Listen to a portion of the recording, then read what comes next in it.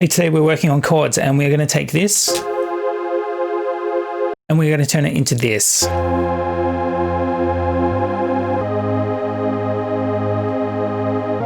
Which is a big improvement. I'm going to show you how to do that.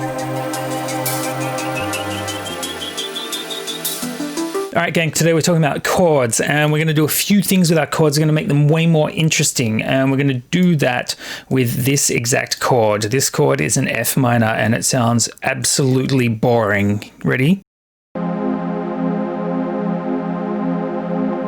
Garbage. Let's fix it up. So one of the first things that we could do is we could extend the chord. Now, if you know the F minor scale, you know that we could add in a C sharp, and we could add in a D sharp, and we could add in another F, and we could keep going up. We could add a G. And this is going to sound like garbage because we're using all the notes of the scale. Nuh-uh. We need to thin that out, right? So let's get rid of this C sharp guy. That's not too bad. You know, it's a big improvement on this. It's kind of an F minor 9, maybe? I don't know. I'm not very good with the music theory. I'm just telling you what I've learned, right? So if we wanted to get rid of this guy, it would sound a lot more less tense versus this. Just that last little note is enough to kind of throw things off because it's really closely related to this guy. It's just an octave up. So let's get rid of those things. Now, what are the other things that we can do? We can use inversions to make chords more interesting. And inversions are just where you change the order of the notes in a chord. So if we would go through and we number all of these guys, which is what you do with scales, this is 1, this is 2, this is 3, and so on up, which makes this guy a third and this a fifth. We take our root note and we shift it up top. Now we're still using a third and we're still using a fifth and we've still got our root note. It's just they're in a weird order. That's all an inversion is, weird order. Sounds real similar.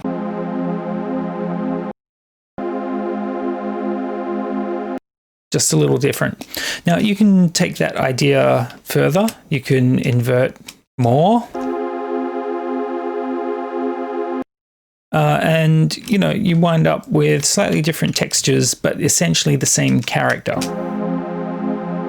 The other thing that you can do is you can shift this third out, so your chord is opened right up. So it has a very similar character.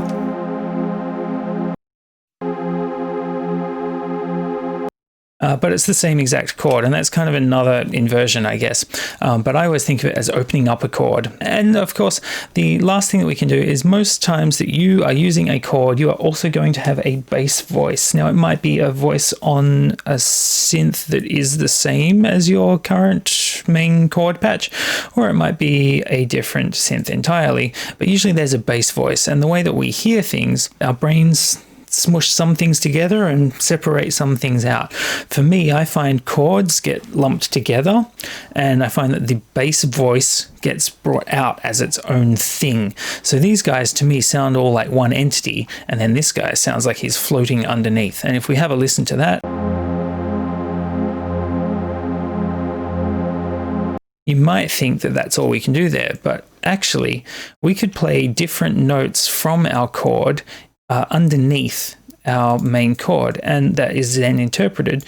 Your brain kind of hears this movement and it gives it a different feel than just the same chord with the same note held under it. So here I've put in some different notes. Let's see what they sound like under this same chord.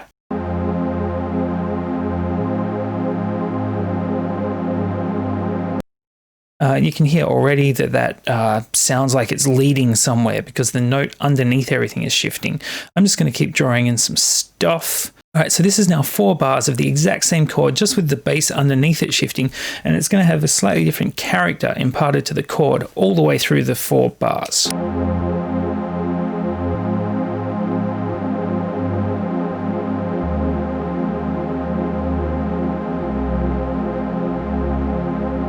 cool, and it almost sounds like a little melody. And in drum and bass, which is usually what I'm making, being aware that you can move notes under a chord is really important. You'll notice like I've snuck in a few notes that aren't actually part of our scale there, and they add character and flavor and interest to the notes that are part of our main triad here. Sorry, these are part of the scale. They're not part of the triad that we're playing. So we can kind of put some more effort into this top chord again. Let's open it up. So we'll bring up the G. I don't really think that we need to do much more to make the chord quite open. We're now spanning 1, 2, 3, almost 4 octaves with our voices. So I'll fold those so you can see them. Well, let's play this again with our opened up first chord.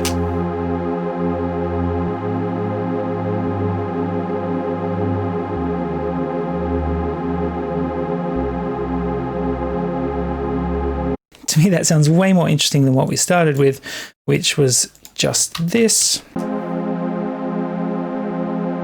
So that, to me, that has almost no emotional resonance, whereas I get a real feel from all of this happening over here.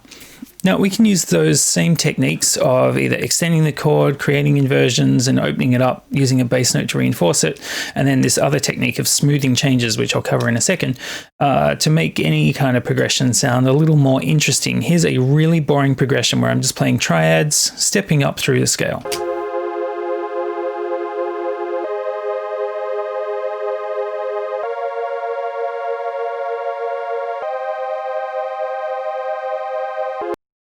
So it's fine. It's probably a good starting point, but it's certainly not great. So let's start off. Now we could make some of these more interesting by extending the scale. I don't know. We could have a seventh here, which basically you don't need to worry about whether it's what the names of things are. I certainly am not good with music theory, but I like to muck around and just find notes that work. I'm just doing this based off what I think is going to work out. So let's try those.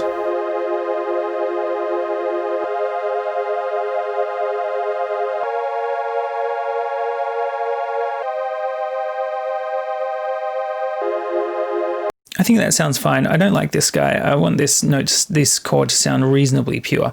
Now you'll notice that we've got like this huge difference between this note, and that like higher notes just come in unexpectedly. Check it out.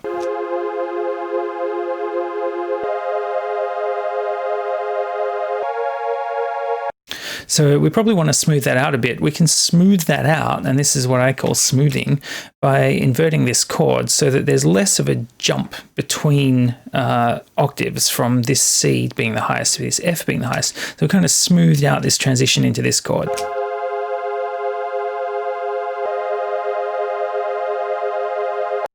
And in fact, now that we've got that F here, we probably don't want this F here because it sounds a little too smooth when we just add that D sharp. It doesn't really sound like we've changed chord at all, which we can kind of impact with the bass voice later, but we'll see. Now you'll notice that everything kind of feels a little cramped. Let's get these C's out of here.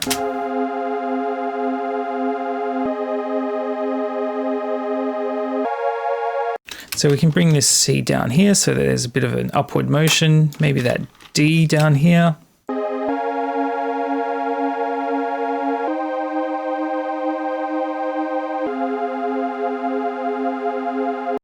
You know what's going to sound good actually? Let's split that G up and that F down, and so that way this G leads into that G.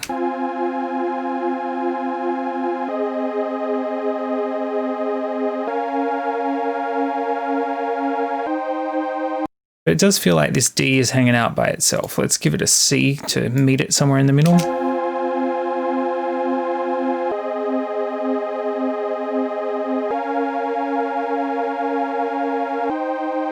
I think we can mute that G. We don't really need it. And so now we've got this nice upward motion which resolves into this G sharp. We've got this upward motion here, and then we've got this gentle curve upwards here. And so we're split over multiple octaves, and the chords just sound a lot more expansive and open. Here's our original ones.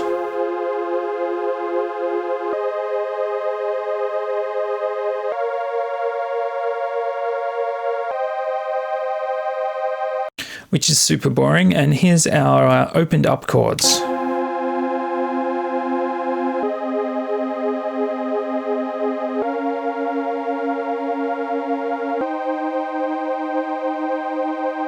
which to me sounds a hell of a lot richer and more interesting. Now, the last thing that we can do to that is we can do some reinforcement of what the actual notes of the chords are.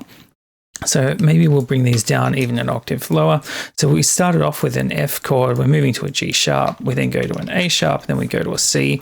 And if we just play that rising tone, that'll sound like it's reinforcing what the actual chords here are, rather than us having to kind of figure them out from the inversion. Your brain's doing all this calculation for you behind the scenes, but reinforcing what the actual root note of the chords are can be really like make things more cohesive.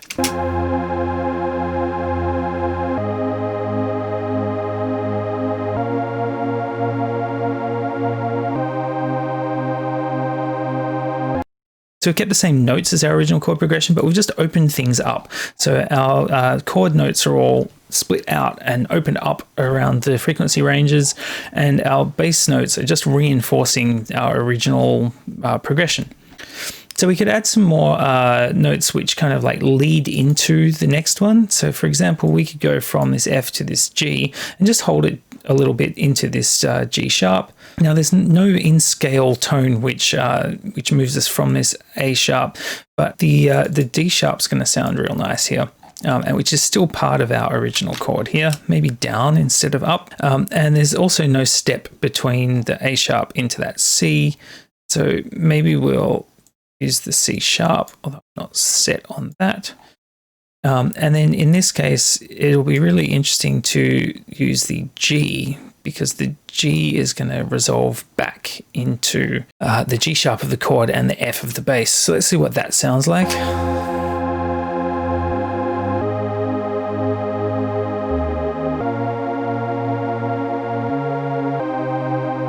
So the only one I don't really like is that D sharp. Let's get rid of it. Everything else seems to work.